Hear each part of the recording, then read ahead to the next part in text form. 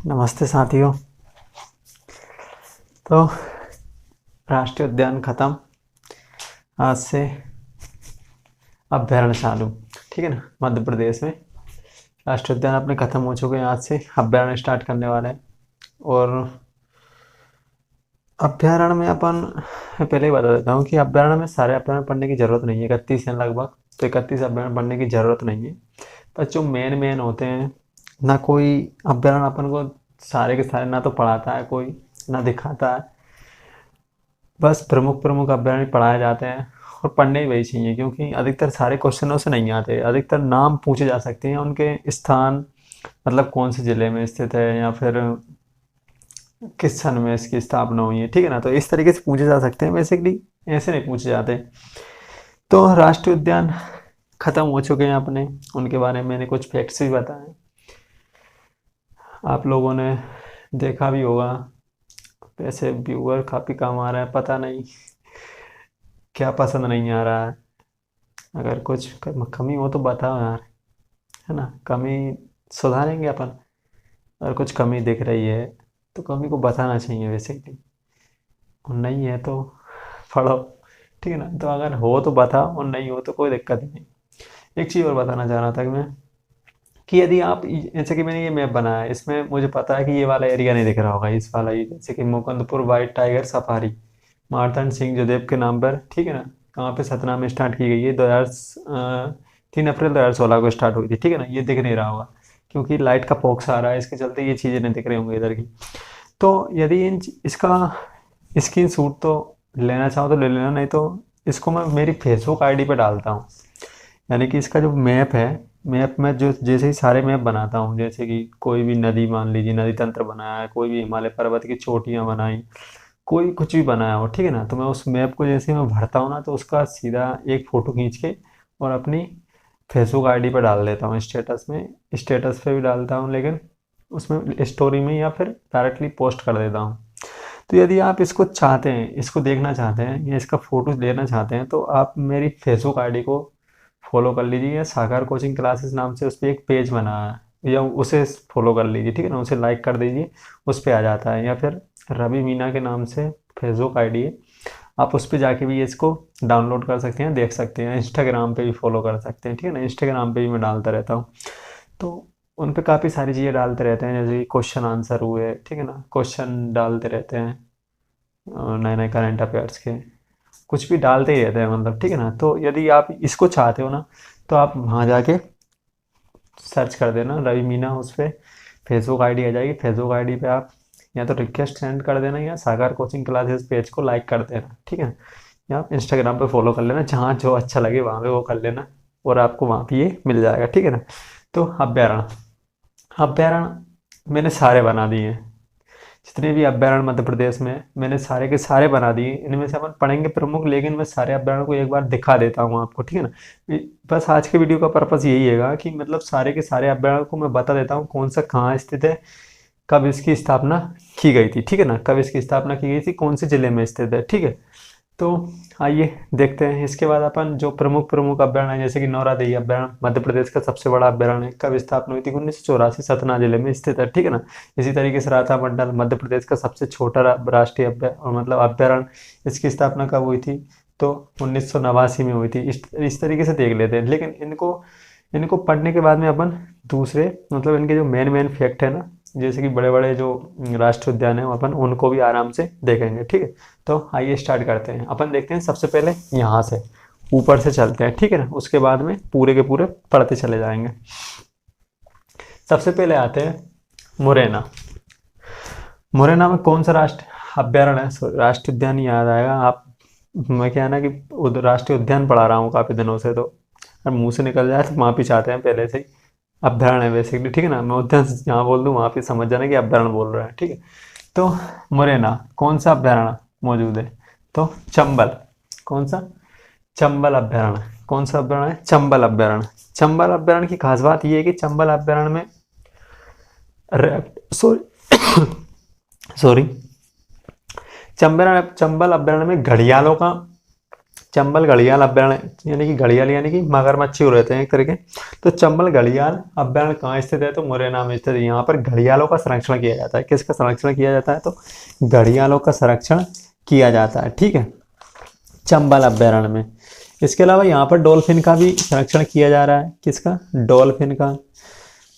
किसका? डॉल्फिन का संरक्षण भी किया जा रहा है यहाँ पे, ठीक है ना। तो चंबल घड़ियाल अभयारण्य में डॉल्फिन और घड़ियाल का संरक्षण किया जाता है। कहाँ स्थित है? तो मुरैना जिले में स्थित है। इसकी स्थापना कब हुई थी? तो 1978 में हुई थी, ठीक है। इसके बाद आते हैं ग्वालियर। ग्वालियर में कौन सा अभयारण्य है? तो ग्वालियर में अभयारण्य है अपना घाटी गांव। कौन सा? घाटी गांव। और शिवपुरी में कौन सा है? करेरा, ठीक है। दोनों को एक साथ देखते हैं, ग्वालियर और शिवपुरी। ग्वालियर में कौन सा अभयारण्य है? घाटी गांव। घाटी गांव की स्थापना हुई थी 1981 में। ये आ नहीं रहा होगा, इसकी घाटी गांव लिखा होगा लेकिन ये नहीं दिख रहा होगा क्योंकि मैप थोड़ा मैप ज़्यादा बड़ा बन गया था, ठीक है ना। तो घाटी गांव की स्थापना कहाँ हुई थी? 1981 में हुई थी। एवं करेरा की स्थापना, घाटी गांव कहाँ पड़ता है? तो ग्वालियर में पड़ता है। अपने ग्वालियर जिले में कौन सा है? घाटी गांव। स्थापना कब हुई? 1981 में।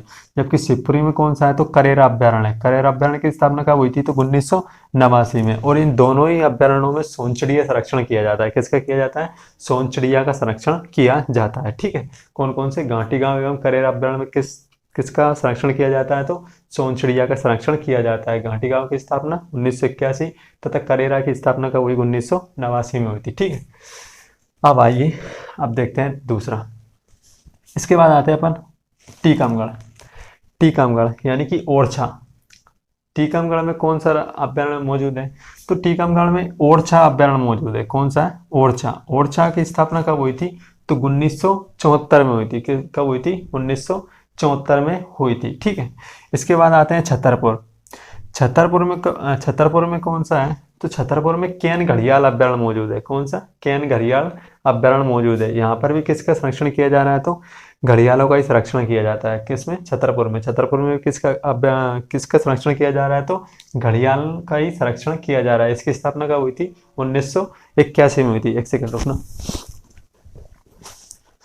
घड़ियालों की स्थापना, सॉरी, घड़ियालों की स्थापना नहीं,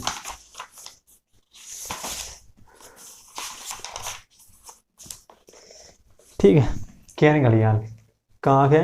छतरपुर जिले में स्थित है। और कब इसकी स्थापना कब हुई थी? तो 1981 में हुई थी, ठीक है। इसके बाद आते हैं अगला। ओरछा में चीतल एवं नीलगाय का संरक्षण किया जाता है। किसमें? कहाँ पे किया जाता है? ओरछा में चीतल एवं नीलगाय का संरक्षण किया जाता है। इनको आप लिखते रहिए, मैं बोलता जा रहा हूँ। ओरछा में किसका संरक्षण किया जाता है? तो ओरछा में चीतल एवं नीलगाय का संरक्षण किया जाता है। कब हुई थी इसकी स्थापना? 1994 में। कहाँ स्थित है? टीकमगढ़। छतरपुर में कौन सा है? कैन घड़ियाल अभयारण्य। यहाँ पर कैन घड़ियालों का संरक्षण किया जाता है। इसकी स्थापना कब हुई थी? तो 1981 में हुई थी, ठीक है। इसके बाद आते हैं पन्ना। कौन सा? पन्ना।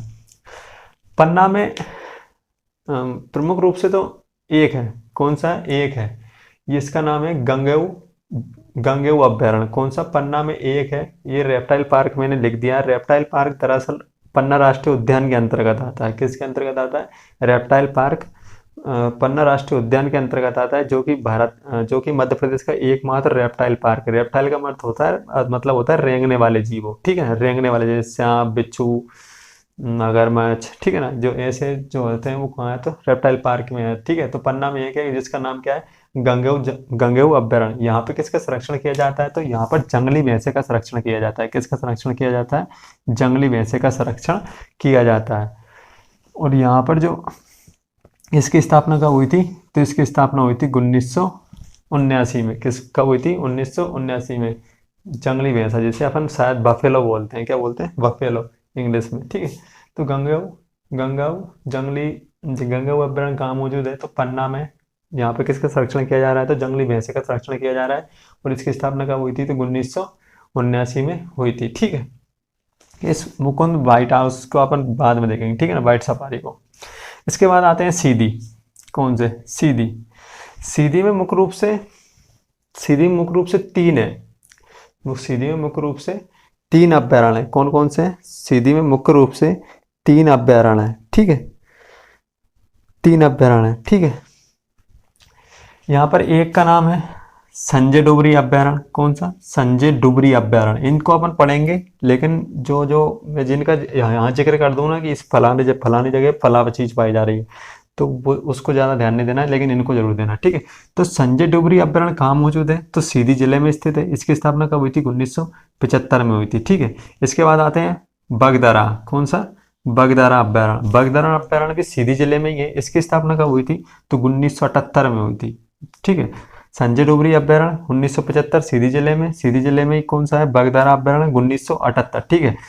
सीधी और शहडोल जिले में एक अभ्यारण्य और है जिसका नाम है सोन घड़ियाल, कौन सा, सोन घड़ियाल अभ्यारण्य। इसकी स्थापना कब हुई थी, 1981 में। कौन कौन से में, सीधी और शहडोल में कौन सा है, सोन घड़ियाल अभ्यारण्य, ठीक है। इसकी स्थापना कब हुई थी, 1981 में। सोन नदी पे बसा हुआ, यहाँ पर भी घड़ियालों का संरक्षण ही किया जाता है, ठीक है। अब आते हैं अपन शहडोल में, ठीक है। शहडोल और उमरिया, कौन कौन से, शहडोल और उमरिया में एक अभ्यारण्य है जिसका नाम है पनपथा। क्या नाम है, पनपथा, ठीक है, पनपाथा या पनपथा।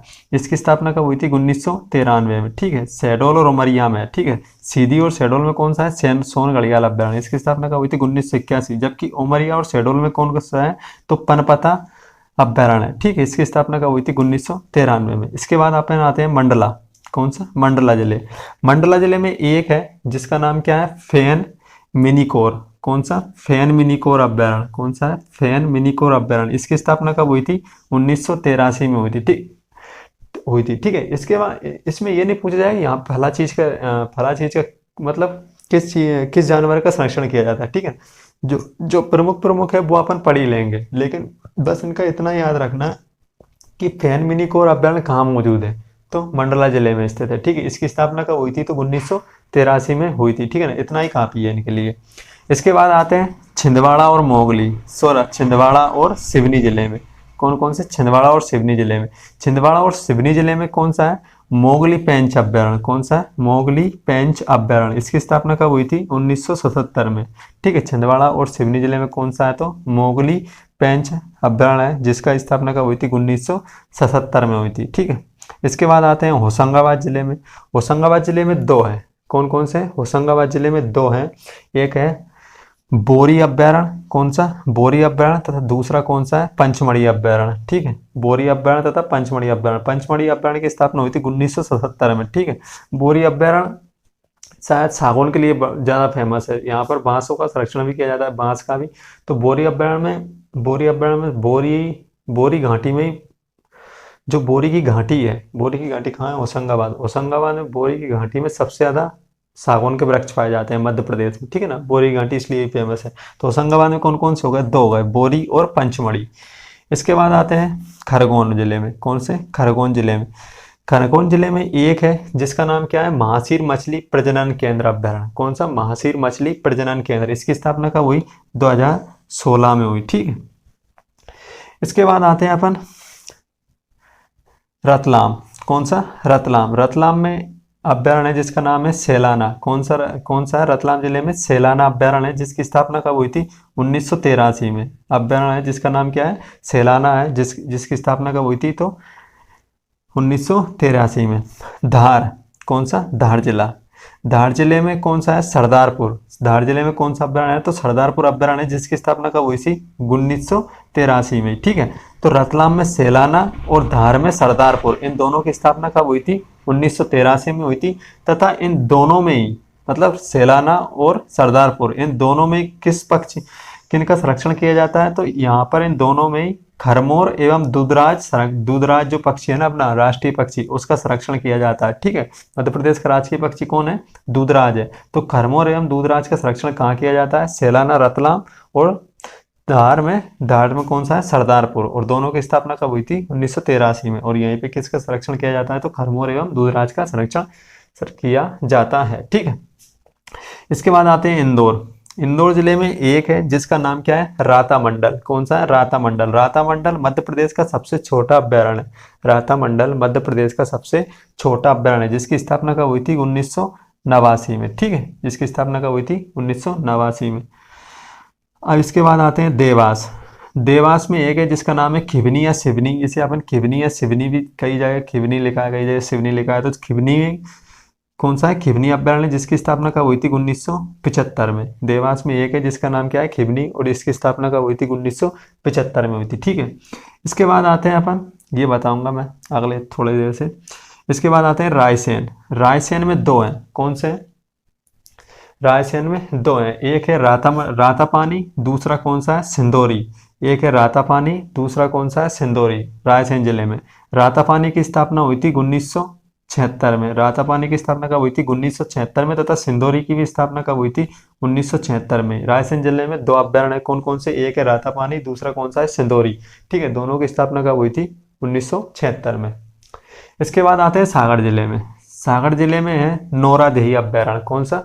नौरादेही अभ्यारण्य। इसकी स्थापना कब हुई थी? 1984 में हुई थी। नौरादेही अभ्यारण्य की क्या स्थापना कब हुई थी? 1984 में हुई थी, तथा यह मध्य प्रदेश का सबसे बड़ा अभ्यारण्य है। ठीक है, जो कि सागर जिले में स्थित है। नौरादेही कहाँ पड़ता है? तो सागर जिले में पड़ता है। तो इसकी स्थापना कब हुई? 1984 में हुई, तथा यह मध्य प्रदेश का सबसे बड़ा अभ्यारण्य है। ठीक है, इसके बाद आते हैं दमोह में। कौन से? दमोह। दमोह में एक है रानी दुर्गावती अभ्यारण्य। कौन सा? रानी दुर्गावती अभ्यारण्य। ठीक है, या वीरांगना वीरांगना रानी दुर्गावती भी पड़ता है। ठीक है ना। तो रानी दुर्गावती अभ्यारण्य कहाँ मौजूद है? दमोह जिले में स्थित है, जिसकी स्थापना कब हुई थी? 1997 में हुई थी। ठीक है, 1997। इसके बाद आते हैं अपन भोपाल। भोपाल में बेसिकली ये है नहीं, लेकिन मैं बता देता हूँ। अभ्यारण्य नहीं है एक, ये वन विहार राष्ट्रीय उद्यान के अंतर्गत ही आता है। तो भोपाल में एकमात्र, मध्य प्रदेश में एकमात्र स्नेक पार्क कहाँ पाया जाता है? तो भोपाल में पाया जाता है। कहाँ पाया जाता है? भोपाल में पाया जाता है, जो कि वन विहार राष्ट्रीय उद्यान के अंतर्गत ही आता है। ठीक है ना। तो एकमात्र स्नेक पार्क कहाँ है? भोपाल जिले में स्थित है। ठीक है, इसके बाद आते हैं अपन राजगढ़ जिले में। कौन सा? राजगढ़ जिला। राजगढ़ जिले में एक अभ्यारण्य जिसका नाम है नरसिंहगढ़ अभ्यारण्य। कौन सा? नरसिंहगढ़ एक शहर है राजगढ़ का। ठीक है ना। तो नरसिंहगढ़ में अभ्यारण्य जिसका नाम क्या है? सॉरी, राजगढ़ में एक अभ्यारण्य जिसका नाम क्या है? नरसिंहगढ़। नरसिंहगढ़ अभ्यारण्य की जो स्थापना हुई थी वो कब हुई थी? 1974 में हुई थी। कब हुई थी? 1974 में हुई थी। ठीक है, इसके बाद आते हैं आगर मालवा। कौन सा? आगर मालवा। आगर मालवा जो नया जिला है। ठीक है, आगर मालवा में एक अभ्यारण्य है जिसका नाम क्या है? कामधेनु अभ्यारण्य। कौन सा? कामधेनु गो अभ्यारण्य। कौन सा है? कामधेनु गो अभ्यारण्य, जो कि गो यानी कि गायों का संरक्षण करने के लिए बनाया गया है। ठीक है ना। तो गायों का सॉरी, तो गायों का संरक्षण करने के लिए विश्व में एकमात्र अभ्यारण्य है। कौन सा है? ये विश्व का एकमात्र अभ्यारण्य है जिसमें किसका संरक्षण किया जाता है? तो गायों का संरक्षण किया जाता है। किसमें किया जाता है? कामधेनु गो अभ्यारण्य। कहाँ पे स्थित है? आगर मालवा में। इसकी स्थापना कब हुई थी? तो 27 सितंबर 2017 को इसकी स्थापना हुई थी। कब हुई थी? 27 सितंबर 2017 को इसकी स्थापना हुई थी, कामधेनु गो अभ्यारण्य। ठीक है, विश्व में एकमात्र है, यानी कि पूरे विश्व में नहीं जहाँ पर गायों का संरक्षण किया जाता है। ठीक है ना, अभ्यारण्य मौजूद नहीं है। तो मध्य प्रदेश में ये पहला है, भारत की छोड़ो। ठीक है, कौन से जिले में पड़ता है? तो आगर मालवा में पड़ता है। इसकी स्थापना कब हुई थी? तो 27 सितंबर 2017 को हुई थी। ठीक है, इसके बाद आते हैं अपन नीमच और मंदसौर। ठीक है, नीमच और मंदसौर जिला। तो नीमच और मंदसौर जिला में कौन सा स्थित है? अपना गांधी सागर अभ्यारण्य है। कौन सा है? गांधी सागर अभ्यारण्य है, जो कि कहाँ कौन कौन से जिलों में विस्तृत है? तो नीमच और मंदसौर जिलों में विस्तृत है। गांधी सागर की स्थापना कब हुई थी? तो गांधी सागर की स्थापना हुई थी 1981 में। ठीक है, 1981 में। जिसका संरक्षण गांधी सागर अभ्यारण्य में किसका संरक्षण किया जाता है? तो नीलगाय का संरक्षण किया जाता है। किसका संरक्षण किया जाता है? तो नीलगाय का संरक्षण किया जाता है। ठीक है, पढ़ा दिया ना। ठीक है, अब बचे हैं कौन कौन से? एक बचा है शाजापुर। ठीक है, शाजापुर में क्या खोला गया है? पहला कंजर्वेशन रिजर्व खोला गया है। शाजापुर में क्या खोला गया है? मध्य प्रदेश का पहला कंजर्वेशन रिजर्व खोला जा रहा है। ठीक है ना, खोला नहीं है, खोला जा रहा है। कंजर्वेशन रिजर्व क्या होता है? इसे अपन जंगल गलियारा भी कहते हैं। क्या कहते हैं? जंगल गलियारा। कंजर्वेशन मतलब जंगल गलियारा। गलियारा अर्थात होता ये है कि मान लीजिए कि कोई भी, मान लीजिए छतरपुर और पन्ना है। ठीक है ना, छतरपुर में कौन सा है? केन घड़ियाल संरक्षण है, और पन्ना में कौन सा है? गंगेऊ। ठीक है, गंगेऊ अभ्यारण्य है। ठीक है, तो इन दोनों के बीच में क्या कर दिया जाएगा? अब थोड़ी देर की ये और मान लीजिए कि छतरपुर और पन्ना में क्या कर दिया गया है? छतरपुर और पन्ना में शेरों को लाकर बसा दिया गया। क्या कर दिया गया? शेर लाकर बसा दिए गए हैं। क्या कर दिए गए? शेर लाकर बसा दिए गए हैं। ठीक है।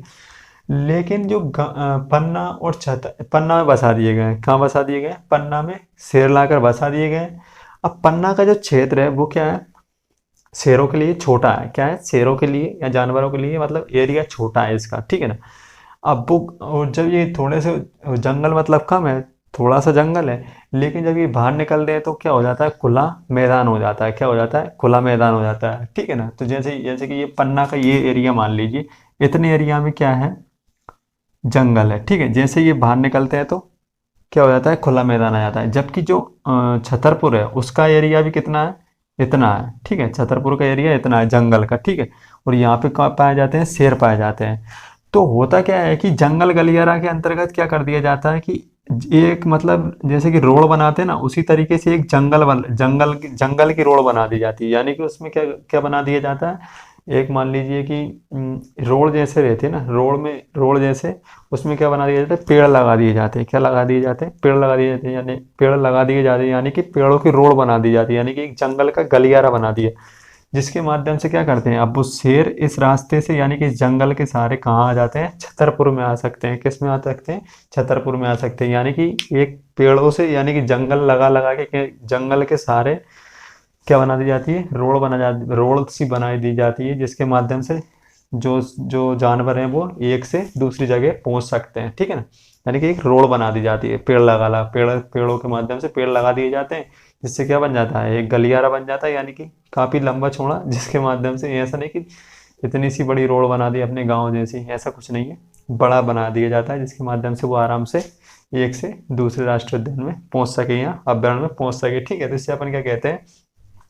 पहला कंजर्वेशन कंजर्वेशन रिजर्व क्षेत्र। ठीक है। यहाँ जंगल गलियारा कहाँ खोला गया है? शाजापुर में खोला गया है। ठीक है। इसे अपन जंगल गलियारा भी कहते हैं। इसके बाद आते हैं अपन मुकुंदपुर। कौन सा? Mukundpur white tiger safari. क्या? वाइट टाइगर यानी कि वाइट टाइगर को बताना है। ठीक है। सफारी का मतलब ये नहीं कि सवारी या सफारी मत सोच लें, सवारी आप सोचो कि वाइट टाइगर की सवारी करके बैठाने जाना है, ऐसा कुछ नहीं। ठीक है। तो मुकुंदपुर वाइट टाइगर सफारी कब से स्टार्ट की गई है? 3 अप्रैल से स्टार्ट की गई। 3 अप्रैल 2016 से स्टार्ट की गई। कब से की गई है? 3 अप्रैल 2016 से स्टार्ट की गई है। तथा जिसका जो नाम है, इसका जो नामांकन किया गया है वो किसके नाम पर किया गया है? तो मार्तंड सिंह जोदेव सफारी। इसका नाम क्या रखा गया है? मार्तंड सिंह जोदेव सवारी, जो कि रीवा के या रीवा के क्या थे? एक राजा हुआ करते थे पुराने। इन्होंने ही सबसे पहले सफेद बाघ को पकड़ा था। मैंने राष्ट्रीय उद्यान पढ़ा है ना, तो मैंने बताया था कि मार्तंड सिंह ने सबसे पहले अब सफेद बाघ को देखा या पकड़वाता है। ठीक है ना। जो कि रीवा सतना सीधी इनके क्या थे? इन रियासतों के राजा थे। ठीक है। तो इन्हीं के नाम पर क्या रख दिया गया है? इसका नाम रख दिया गया, यानी कि मुकुंदपुर वाइट टाइगर सफारी का उद्घाटन कब किया गया था? 3 अप्रैल 2016 को। और इसका नाम क्या है? मार्तंड सिंह जोदेव सफारी। ठीक है। तो ये थे अपने राष्ट्रीय सॉरी नेशनल यानी वाइल्ड लाइफ सेंचुरी यानी कि अभ्यारण्य। क्या थे? अभ्यारण्य, जो कि मैंने सारे के सारे एक में ही ला के आपके सामने रख दिए गए। अब मैं आशा करता हूँ कि ये चीज़ें आपको आसानी से पसंद मतलब ये चीज़ें आपको पसंद भी आनी चाहिए। बेसिकली कोई छूट तो नहीं गया? एक मिनट सेकंड देख लेते हैं अपन, कोई छूटा तो नहीं? पूरों पे टिक लग रहा है, मतलब पढ़ा चुके हैं पूरा का। ठीक है। तो जो छूट गया है, नहीं नहीं छूटा, कोई नहीं छूटा, ये पढ़ा दिए हैं शिवपुरी घाटी का 1981। हाँ, हो गया है। ठीक है। तो